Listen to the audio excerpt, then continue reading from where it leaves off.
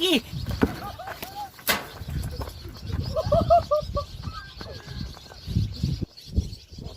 ลูกเข้าโล30ตัวเก็บก้อนเข้าโล30ตัวแล้วผมว่า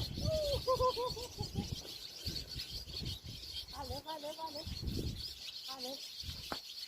โอ้ข้าเหี้ยไปแล้วเนี่ยจ้าเด็กค่อยๆกันนะจะได้เนี่ย